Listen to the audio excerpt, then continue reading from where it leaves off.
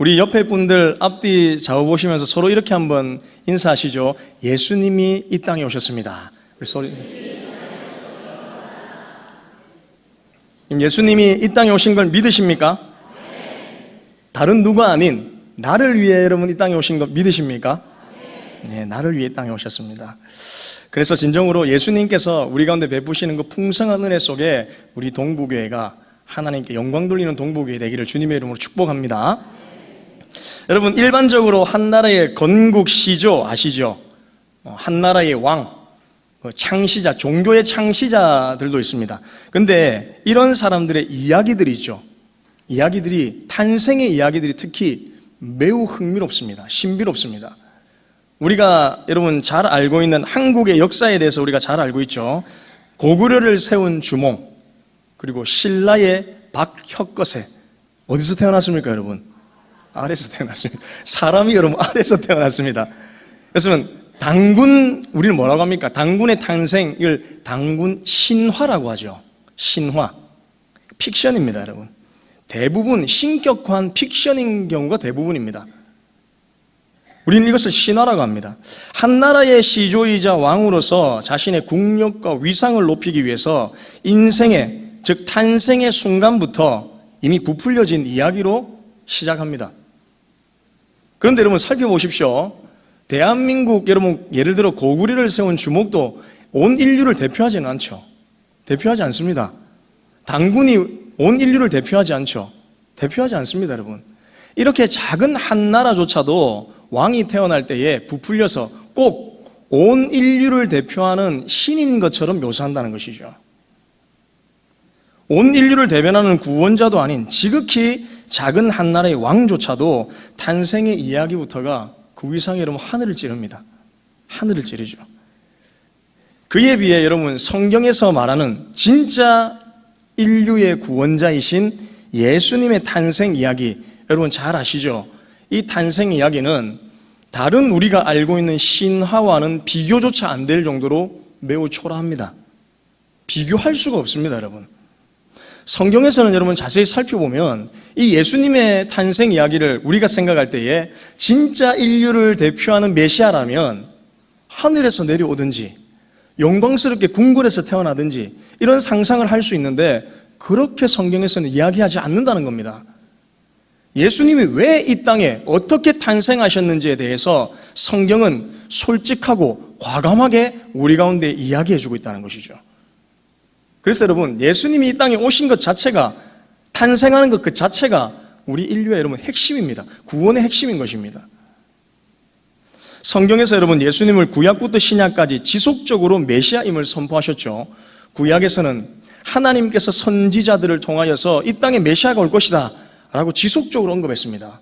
그렇다면 여러분 사람들이 기대할 것 아니겠습니까? 메시아가 어떤 모양으로 올까? 그런데 신약에서는 예수님의 탄생, 그리고 예수님이 죽고 다시 오심, 살아나셔서 승천하시고 다시 이 땅에 오실 것을 매우 구체적으로 정직하게 우리 가운데 이야기하고 있다는 겁니다.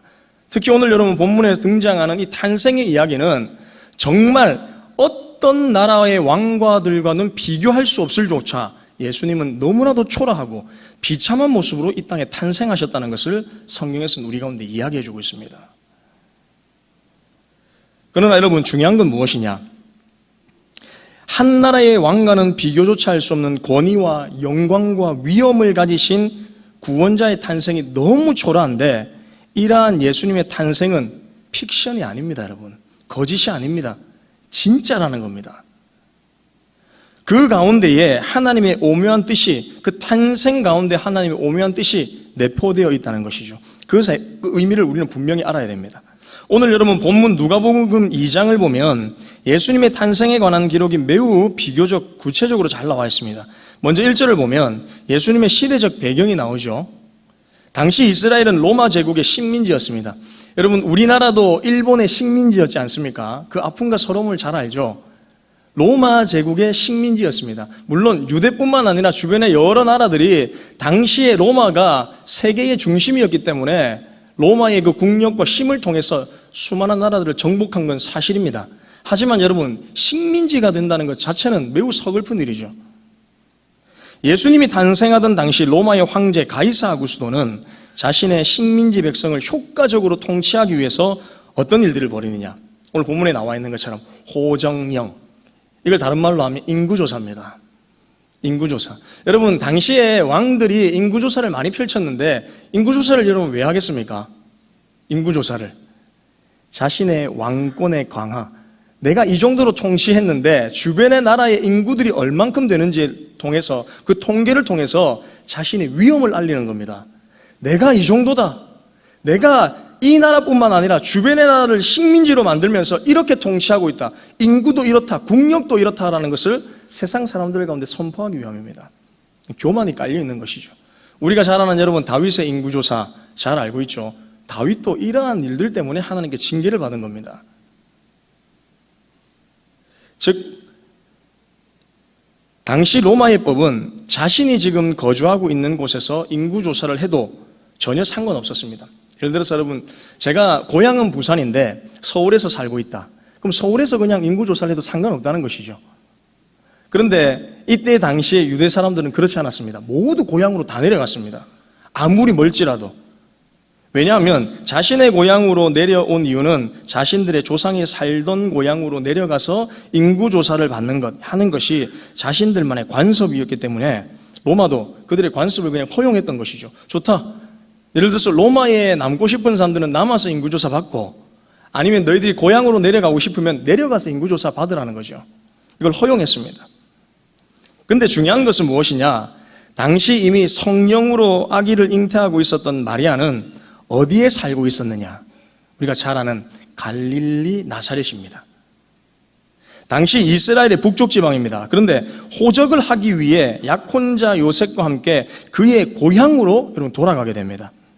나사렛과 베들레헴의 여러분 직선거리가 몇 킬로냐면 170km입니다. 170km. 감이 잘 안 오시죠? 170km. 근데 우리가 직선으로 쳐서 170km지 사람이 가는 통로가 있지 않겠습니까? 도로가 있듯이, 차도가 있듯이 인도가 있는 겁니다. 그래서 예루살렘으로 이렇게 거쳐서 돌아서 가면 몇 킬로가 나오냐? 230km에 해당하는 거리입니다. 만삭된 여러분 몸을 이끌고 그 길을, 험난한 길을 걸어가야 되는 겁니다. 당시 여러분 군인들이 하루 걸었던 평균 거리가 몇 킬로냐면 하루 열심히 최선을 다해서 걷는 거리가 30에서 33km입니다. 일반적인 서민들이, 군인이 아닌 일반인의 경우는 20에서 25km를 걷습니다. 그러니까 이 말은 여러분 꼬박 쉬지 않고 11길을 걸어가야 되는 겁니다. 그런데 몸이 성하지 않죠. 온전하지 않습니다. 그렇기 때문에 가다 보면 힘들다 보면 쉬기도 하고 지체가 되기도 하죠. 이 힘든 몸을 이끌고 그 땅으로 걸어갔던 것입니다. 바로 남쪽에 유다 베들레헴입니다. 상당한 거리였습니다. 그리고 여러분 베들레헴에 도착한 마리아에게 해산할 날이 닥치죠. 거기서 아기 예수, 우리가 알고 있는 예수님이 탄생하게 됩니다. 오늘 여러분 본문 2장 6절부터 7절에는 이렇게 말씀합니다. 거기, 여기서 거기는 유대 베들레헴을 뜻합니다. 거기 있을 그때에 해산할 날이 차서 첫 아들을 낳아 강보로 싸서 구유에 뉘었으니 이제 곧 탄생하실 예수님, 온 인류의 메시아이며 하나님의 아들임에도 불구하고 여러분 어디에 태어났냐? 성경은 어떻게 태어났느냐? 어디에 태어났냐를 정확하게 언급하는데 구유라고 말합니다. 구유가 여러분 뭐냐면 짐승의 여물통입니다. 그럼 짐승의 여물통 보셨죠? 이렇게 움푹 파인, 거기다가 막 아무거나 잡아 넣지 않습니까? 짐승 먹이로 준다고. 거기에 예수님이 태어나신 겁니다. 그러니까 여러분 평범한 사람들이 사는 집이 아니었습니다. 짐승의 외양간, 마구간에서 태어나신 겁니다. 요셉과 마리아가 여러분 가진 것이 있습니까? 없죠. 여행 중이었던 관계로 아이를 낳아 강보로 싸서 구유에 누인 겁니다. 강보는 우리가 잘 아는 포대기입니다. 당시 포대기는 붕대와 같은 천으로, 지금 생각하는 좋은 천이 아닙니다, 여러분. 붕대와 같은 그런 재질의 천으로 그냥 아이를 돌돌돌돌돌 감았습니다.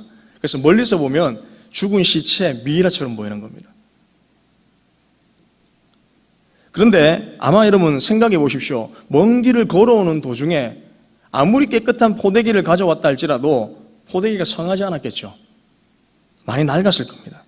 누덕누덕 기운 온전치 못한 포대기로 예수님을 똘똘 감은 겁니다. 사랑하는 여러분, 한번 그 광경을, 예수님이 당시 어떻게 탄생하셨는지 그 광경을 한번 상상해 보십시오. 한번 생각해 보십시오. 우리처럼 시설 좋은 병원에서 태어나지 않았습니다. 가정도 아닙니다, 여러분. 외양간, 말 구유에 태어나신 겁니다. 우리가 흔히 받는 여러분 크리스마스 카드 알고 계시죠? 예전에는 이렇게 많이 주고받으면서 정도 나누고 많은 마음도 나누기도 했는데, 길거리 가다 보면 여러분 파는 크리스마스 카드 앞에 모양이 있지 않습니까? 어떤 그림들, 거기 보면 예수님을 여러분 어떻게 묘사하고 있습니까?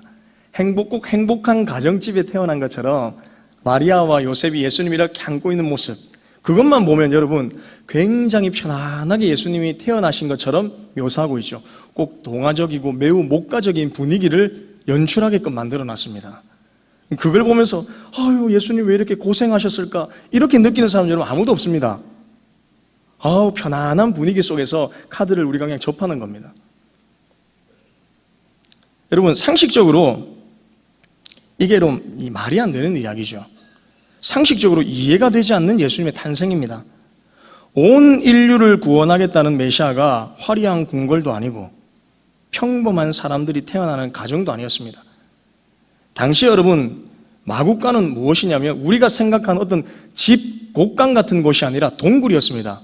동굴에는 불이 있습니까? 그냥 캄캄한 곳에 예수님 태어나신 겁니다. 아무도 눈여겨보지 않는 바로 그곳, 동굴, 마국간, 말구유에서 태어나신 것이죠. 그런데 여러분, 우리가 한 가지 잊지 말아야 될 부분이 있습니다. 그것은 무엇이냐? 예수님은 얼마든지 스스로 자신이 탄생할 곳을 결정할 수 있는 분입니다. 내가 화려한 궁궐에서 태어나겠다, 예수님이 결정하시면 그렇게 태어나실 수 있는 분입니다. 여러분, 지금 로마의 통치 가운데 있는 황제 가이사 아구스도를 내가 처리하고 그 왕궁에서 내가 태어나겠다, 세상 모든 사람들이 누가 봐도 오실 메시아구나라고 느낄 정도로 내가 그 환경에서 태어나겠다라고 예수님이 결정하시면 예수님 하실 수 있는 분이시죠. 그런 위엄과 주권과 권력을 가지고 계신 분이 예수님이십니다. 신분적으로 온 우주의 왕이신 예수님께서 탄생하실 곳이면 우리가 생각해 봐야 됩니다. 조금 더 화려한 왕궁이나 많은 사람들의 눈에 띌 만한 당시 세계 심장인 로마에서 태어나도 아무나 반박 못합니다. 여러분, 저분이 메시아니까 라고 생각할 수밖에 없는 것이죠. 모든 사람들이 또한 볼 수 있도록 천사들의 손에 붙들려서 하늘에서 내려오실 수도 있습니다. 누가 봐도 메시아고 나는 하나님이다라는 것을 만방에 드러내는 것이죠. 그러면 여러분 훨씬 효과적이지 않겠습니까? 아, 우리가 기다리던 메시아가 이런 분이구나. 그러나 여러분, 예수님은 스스로 시골 구석인 베들레헴의 동굴 마국간 구유에 나신 겁니다. 이것 또한 예수님이 선택하시고 결정하신 겁니다. 하나님의 아들이 일부러 왕궁을 마다하시고 말구유에 태어나셨다는 사실입니다. 다시 말씀드리면 어쩌다가 그렇게 된 것도 아니고 상황이 그렇게 돼서 예수님이 태어난 것도 아니며 예수님께서 스스로 말구유에 태어나시기로 작정하시고 선택하셨다는 것입니다. 세상의 왕은 자신의 권세를 높이고 강화하기 위해서 탄생의 이야기부터 보통의 사람들과는 여러분 차별을 두죠. 일반적인 사람들과 나는 다르다라는 것을 보여주기 위해서 신화적인 배경을 매우 심하게 깔아놓습니다. 자신의 왕권을 강화하기 위해서입니다. 영광스럽고 신비한 탄생을 주장합니다. 그러나 예수님은 철저히 낮고 천한 인생의 고통을 몸소 경험하시기 위해서, 그 경험을 통해서 인간들의 비참함과 연약함들이 어떤 것인지를 친히 알아가시기 위해서, 그 일을 통해 저와 여러분, 온 인류를 구원하시기 위해서 보통의 사람들도 꺼려하는 탄생을 예수님 친히 경험하신 것입니다. 즉, 예수님께서 이 땅에 오신 목적을 자신의 탄생을 통해 온 인류에게 여러분 말씀해 주고 계신 겁니다. 내가 이렇게 태어났다, 메시아는 이런 것이다 라는 것을 탄생 때부터 우리 가운데 말씀해 주고 있는 것이죠. 그래서 여러분, 이 탄생의 배경에 대해서 우리가 잘 아는 종교개혁가 칼빈이라는 사람은 이렇게 말합니다. 제가 읽어드리겠습니다. 예수님께서 마국간을 방으로 말구유를 침대로 삼고 사람들의 환대를 받는 자리를 거절하신 것은 이 세상은 결국 잠시 거쳐가는 곳이며 자신에게는 영원한 본향과 유업이 있다는 것을 우리에게 증거하시기 위함이다. 아멘. 여러분, 이 사실 믿으십니까? 예수님께서도 이 땅에 있는 화려함들 주목하지 않으셨습니다. 왜냐? 자신이 다시 돌아갈 본향이 있다는 것을 예수님 누구보다 잘 아셨기 때문이죠. 태어날 때부터 그렇기 때문에 우리 가운데 메시지를 던지는 겁니다. 이 세상에 화려한 것, 이 세상에 주목하는 것, 이거 잘못된 것이다. 왜냐? 우리는 장차 돌아갈 본향이 있다. 그것을 바라보면서 살아야 된다. 탄생 때부터 우리 가운데 이것을 전해주시기 위함입니다.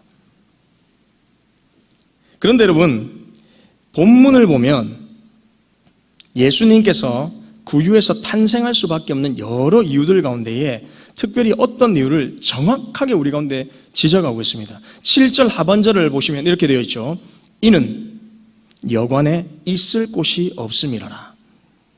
예수님 왜 이렇게 탄생하실 수밖에 없었느냐? 본문은 말합니다. 여관에 있을 곳이 없었다. 여관에 빈방이 없었기 때문이란 겁니다.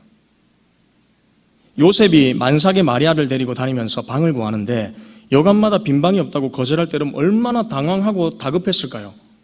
아이는 이제 곧장 나올 것 같은데 얼마나 위급한 순간입니까? 겉으로 보면 분명히 빈방이 없어서 그랬겠죠. 하지만 잘 생각해 보면 진짜 이유는 그게 아닙니다. 사실 여관 주인이나 주변 사람들의 마음속에 빈방이 없었기 때문입니다. 이것이 무슨 말이냐? 마음만 먹으면 얼마든지 방을 마련해 줄 수 있었을 것이란 말씀이죠. 자기 방이라도 여러분 내어줄 수 있는 겁니다.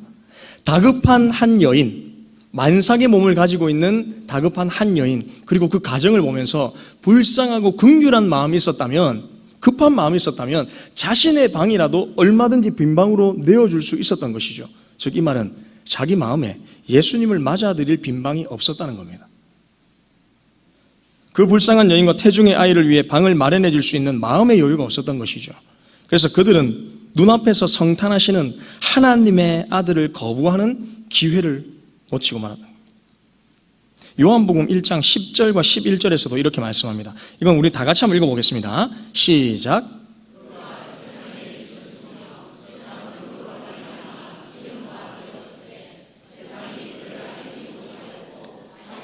오매 자기 백성이 영접하지 아니하였으니.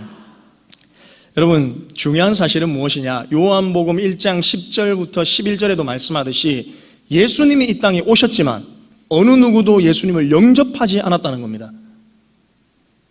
예수님이 찾아가셨지만 그들의 마음속에 예수님을 영접할 빈방이 없었다는 것입니다. 그렇다면 여러분, 중요한 사실은 그들의 마음속에 왜 빈방이 없었을까요? 왜 빈방을 마련하지 못했을까요? 첫 번째는 여러분 무엇이냐? 욕심 때문입니다. 사람의 마음속에 여러분 욕심이 가득 차 있으면 마음의 눈이 어두워집니다. 무엇이 옳고 그른지, 무엇이 좋고 나쁜지 판단하는 눈이 흐려지는 것이죠. 영적인 안목이 사라집니다. 욕심으로 채워지면 결정하는 바에 있어서 반드시 자기 욕심대로 결정하게 되어 있습니다. 그렇기 때문에 온전한 분별력이 사라지는 것입니다. 어쩌면 여러분 여관 주인이 빈방을 확보하고 있었을지도 모릅니다. 그런데 그때는 상황이 다르죠. 호정령입니다. 이때가 언제냐? 수많은 유대 사람들이 막 몰려옵니다. 최성숙입니다, 여러분. 그렇다면 빈방이 있음에도 불구하고 당시의 상황을 고려해서 자신에게 돈을 훨씬 더 많이 주는 사람에게 빈방을 줄 수 있는 것이죠. 그렇다면 행색이 초라한 마리아와 요셉을 보면서 빈방을 내어주지 않았을 가능성도 매우 크다는 겁니다. 왜냐? 얼마 받지 못하기 때문입니다. 방값을 부르는 대로 받을 수 있는 시기죠. 그러나 여관 주인 앞에 나타난 행색이 초라한 요셉, 마리아를 보고 그들의 간절한 요구를 거절했을 가능성이 매우 높다는 것이죠. 불쌍히 여기는 마음의 여유만 있었어도 메시아의 성탄을 목격하는 영광을 여관 주인 여러분 경험할 수 있었던 것입니다. 자기 집에, 자기 방 안에 예수님의 성탄을 자기가 목격할 수 있는 영광을 누릴 수 있었다는 것이죠. 사랑하는 성도 여러분, 마찬가지입니다. 마음이 세상 욕심으로 가득 차면 아무것도 보이지 않습니다. 아무리 하나님의 아들 예수가 우리 눈앞에 다가오셔도 안 보이는 겁니다.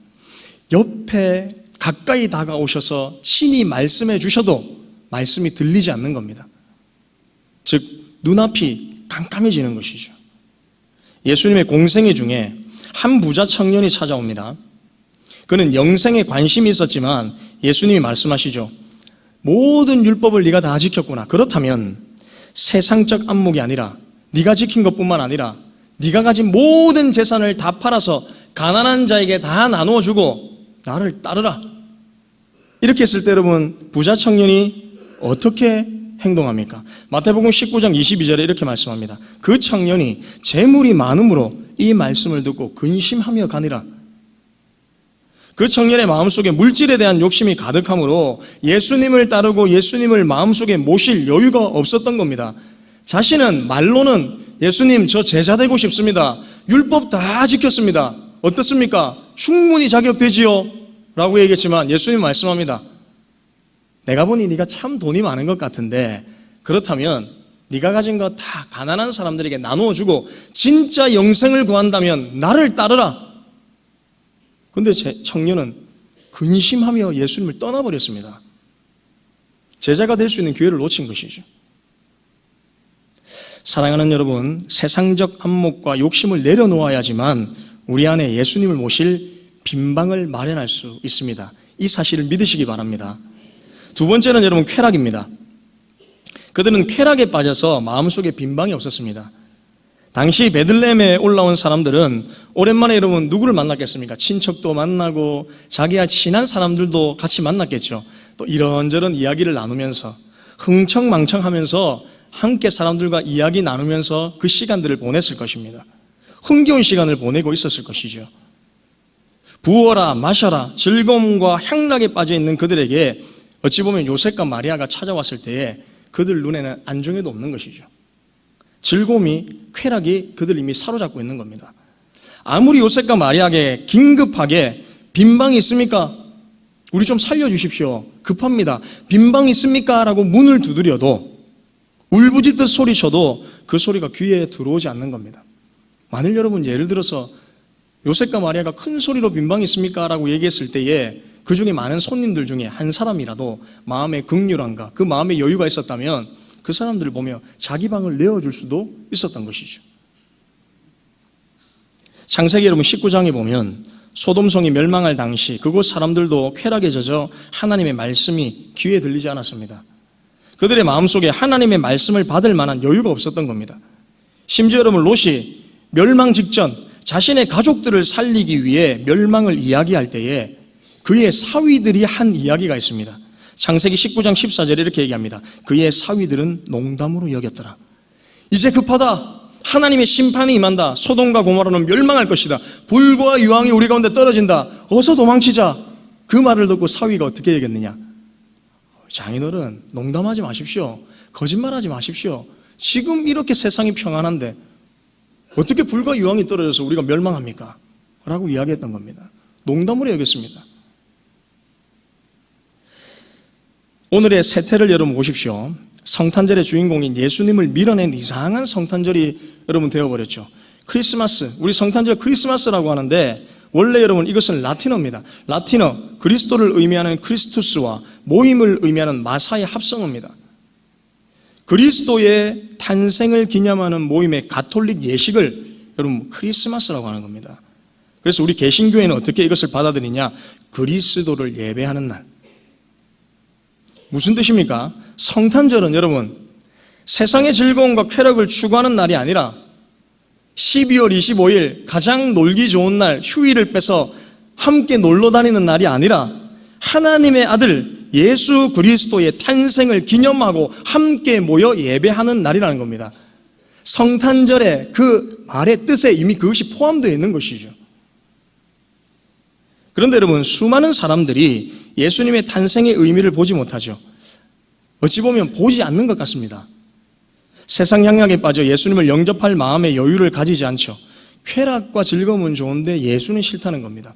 성탄절, 크리스마스 즐겁게 잘 보내고 있는데 그런 메시지는 던지지 말라는 것이죠. 1년 중 거리에 나와 흥청거리는 사람이 가장 많은 때가 성탄절입니다. 1년 중 범죄 사건이 가장 많은 때가 성탄절입니다. 1년 중 자살하는 사람이 가장 많은 때가 성탄절입니다. 소외된 사람들이 상대적인 박탈감으로 인해 자살 충동을 가장 많이 느끼는 날이 바로 성탄절이라는 겁니다, 여러분. 생각해 보십시오. 인간의 죄를 대속하러 오신 예수님을 무색하게 만드는 일이 성탄절에 일어나고 있는 것입니다. 우리 주변에서 일어나고 있는 것이죠. 사랑하는 성도 여러분, 그리스도의 이름으로 모인 저와 여러분의 성탄절은 달라야 하지 않겠습니까? 즐거움과 쾌락이 잘못되었다는 거 여러분 절대 아닙니다. 즐거움과 쾌락을 예수님 안에서 경험하시기를 축복합니다.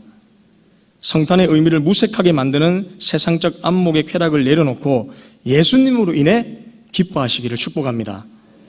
마지막으로 세 번째는 여러분 분주함입니다. 그들은 세상의 분주함 때문에 마음속에 빈방이 없었다는 것이죠. 여관주인은 어쩌면 손님들을 돌보느라 왔다 갔다 하면서 정신이 없었겠죠.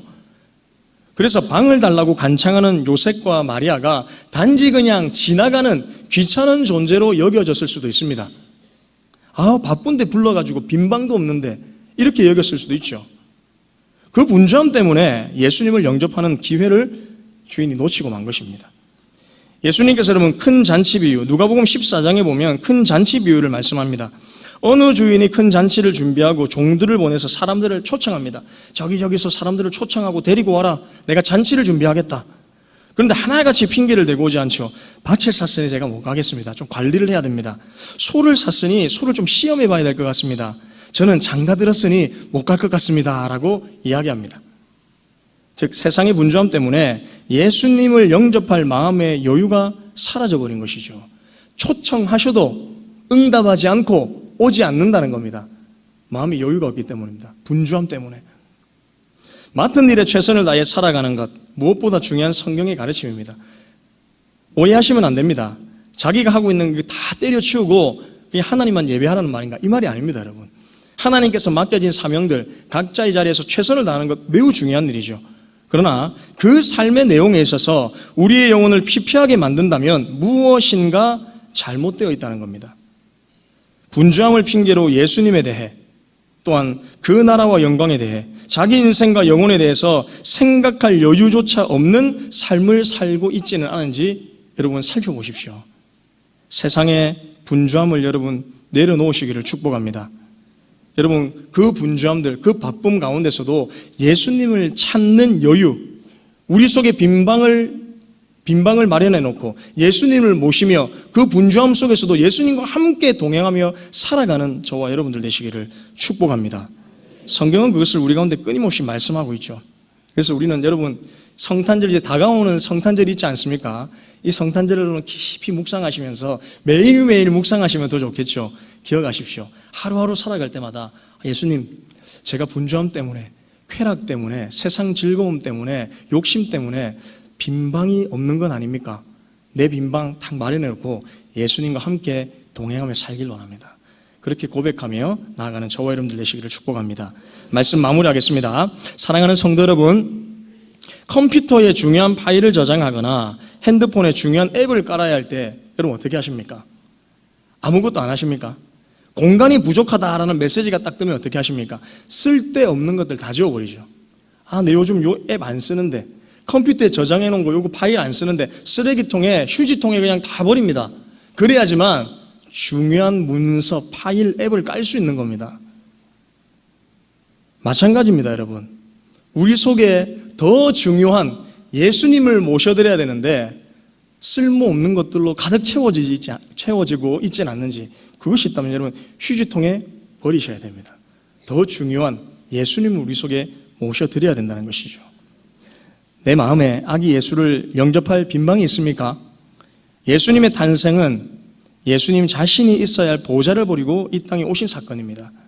이 땅과는 감히 비교할 수 없는 하나님이 거하시는 영광스러운 거처를 스스로 버리시고 결정하시고 선택하셔서 이곳 가운데 오셨습니다. 그럼 우리는 질문해야죠. 하나님 왜 그러셨습니까? 왜요? 이유는 저와 여러분들이 마련해 놓은 빈방에 거하시기 위함입니다. 저와 여러분들과 함께 하시기 위함입니다.